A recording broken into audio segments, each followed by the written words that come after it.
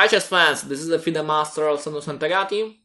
In this video I analyzed the game that I played against the grandmaster Jan Werle from Netherlands.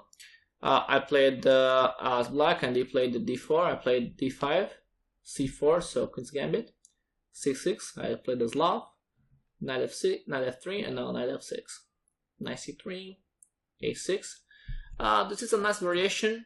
The idea about a6 is push b5 to take space on the queen side, but at the same time this push a6 can be useful if in the future black can play, for example, d takes e4 and then c5, because when I push the pawn c5 it's useful to have the control of the square b5 to avoid, for example, move like knight b5 or bishop b5 or something like that. So the move s6 in general in this kind of position can be very useful, and so it's a good move here. I played e3 and now bishop f5. With the pawn structure, with, for example, the pawn on b5, it's very bad to have the bishop to c8, because with e6, c6, b5, a6, the bishop on c8 is completely blocked. So I think it's a good choice. Bring the bishop in the game immediately with bishop f5. And now white tried queen d3. In this kind of position, the best move for white, I think, is bishop d3. Very nice. And I think white has a slight advantage after bishop d3 if white will play well.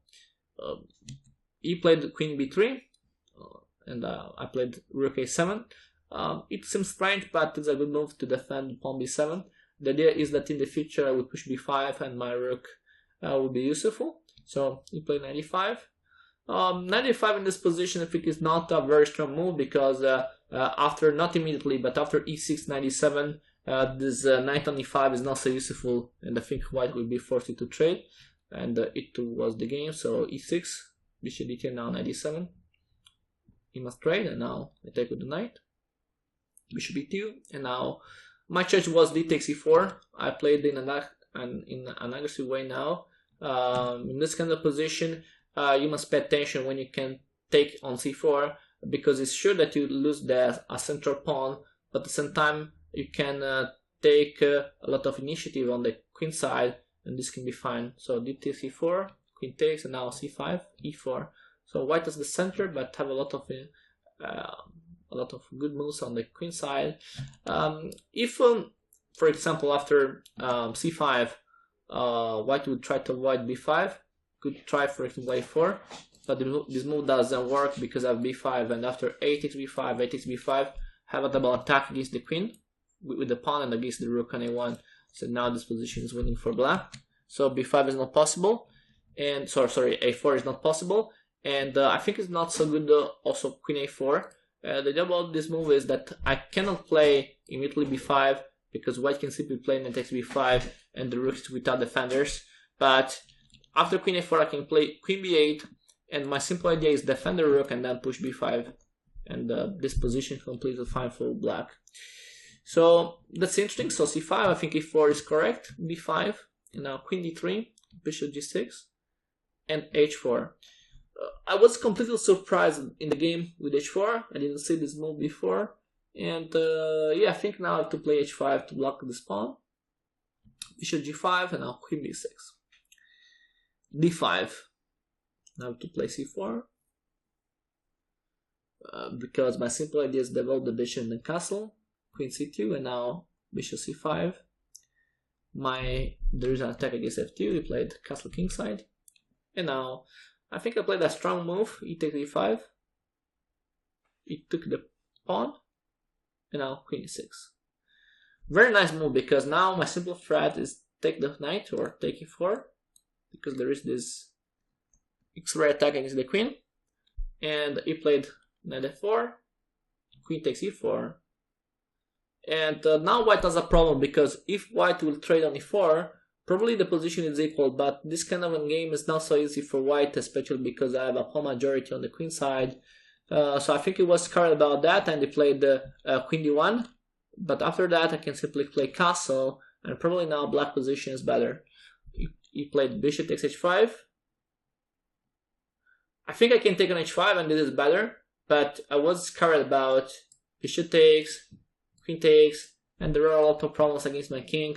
Probably if I play well I can take a better position, but I prefer to play an easier way, in an easier way, and to have an easier position. So I played bishop f5, 95, and 95 was a mistake because after 95 there is knight e5, and I have this threat, rook d7 for example, and now it's very hard for him to find a good move. I think now black has a clear advantage. He made a mistake because he played rook e1, and now after this bishop takes f2, king takes f2, knight e3, and I have a very strong advantage because black is a pawn up with the better position of the king and with the pawn majority on the queen side, with a strong knight on d3. So for sure now the black position should be winning. Bishop f3, queen d6, rook e2, and now I play the queen g3. I just make pressure against h4, there is the bishop here, queen d2. Probably I missed the f6 immediately. This was a good move for me. And yeah, also because I can simply take the pawn. To be honest, I was a little scared to take the pawn h4 because I opened the h file. But yes, for sure it's fine. In the game, so I played after this, I played rook d7 and I played queen e3. Now f6 is not possible because yes, it's true that the bishop is trapped, but it's also true that I lose the queen after bishop d5 because there is the square attack. So I have to pay attention. And for this reason, I played first bishop g4 when they was trade the pieces, and especially to remove the enemy bishop pair, because in this open position this can be fun for him. So I think bishop g4 is a nice move for me. He played rook f1. It's not a good idea for me to trade immediately on f3, because in this way white can develop his rooks, and this can be a problem for me because my king after that is not so safe. So I played king h8 with the idea to play f6, and maybe now there was a very nice idea for white play h5 with the idea to play h6. This is interesting, but he didn't see it and he played queen b6, and after that now there is f6, bishop e3, knight e5, and now I take a clear advantage because I force white to trade on g4. I take with the queen. Now my queen is attacking the rook, rook e1, and now rook d5. Rook d5 is a very nice move because the simple idea is take on h4, not immediately, but after that my rook is here because it can help me to mate in this way. He played this. Now queen h4 is very strong. My simple threat now is knight f3, because if he takes with the rook, I can take the rook, and if he takes with the pawn, there is mate with queen g3 and then rook h5. So rook e2, and now knight g4, mate in 1 on h2, so the only move is bishop f4. But after rook h5, there is mate in 1 on h1, and the game is won. So white has the resign. So this game was very nice for me because it's the first time that I won against a player over 25 and 50. So it was a very good game for me, and especially with the black pieces. So very nice victory. If you have questions, feel free to write below, and I will be happy to answer you. Okay, thank you for watching this video, and I'll see you for the next. Bye.